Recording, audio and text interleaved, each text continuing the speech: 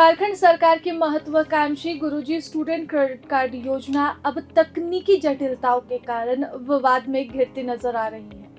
जी हां, योजना का उद्देश्य उच्च शिक्षा के लिए छात्रों का मात्र 4% ब्याज दर पर ऋण उपलब्ध करवाना था, लेकिन कई लाभुक और उनके अभिभावकों का आरोप है कि उन्हें तय शर्तों के अनुसार सरकारी सब्सिडी का लाभ नहीं मिल रहा है।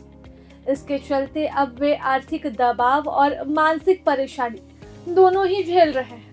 योजना के तहत बैंकों के द्वारा छात्रों को शिक्षा ऋण दिया जाता है, जिस पर सामान्य दर पर ब्याज 10.45% से 10.65% तक का है।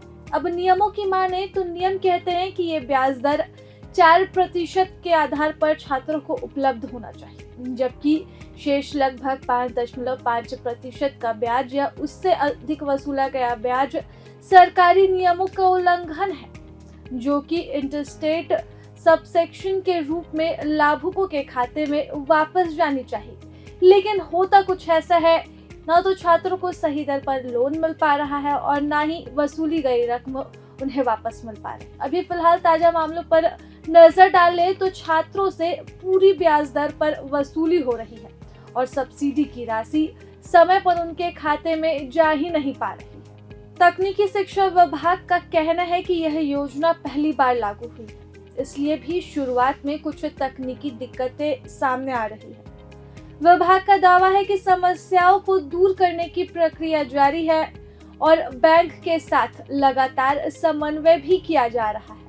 परेशान लाभुकों ने विभाग के पास लिखित शिकायत भी दर्ज करवाई है।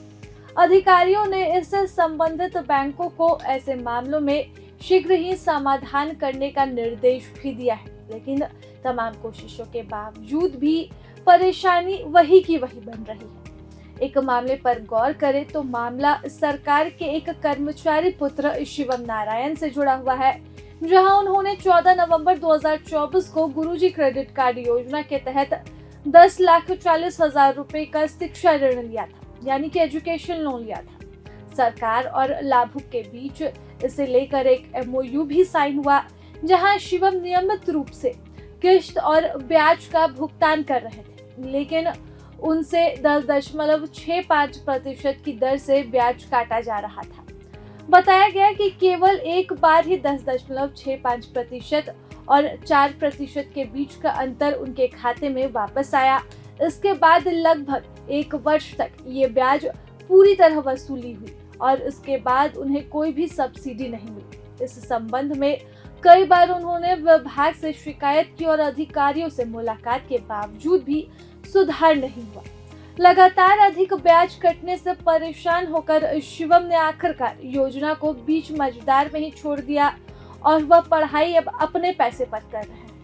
अब इस योजना के क्रियान्वयन पर बड़ा सवाल खड़ा हो रहा है कि आखिरकार इतनी महत्वाकांक्षी योजना, जो कि गुरुजी क्रेडिट कार्ड योजना थी, जिसके लिए सरकार ने इतना क्रेडिट लिया और छात्रों को उज्जवल भविष्य का सपना दिखाया, उनके सपने क्यों इस तरह से चूर किए जा रहे हैं?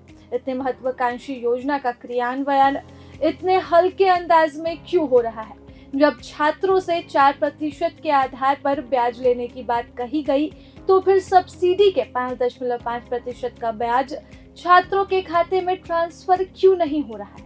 सवाल तमाम है, लेकिन इसका जवाब के साथ नहीं, कागजी पेपर पर नहीं, बल्कि इसके क्रियान्वयन के साथ चाहिए, ताकि जिस सपने के साथ, जिस उम्मीद के साथ इस योजना का शुभारंभ किया गया था, उस उम्मीद और उस सपने को पूरा किया जा सके।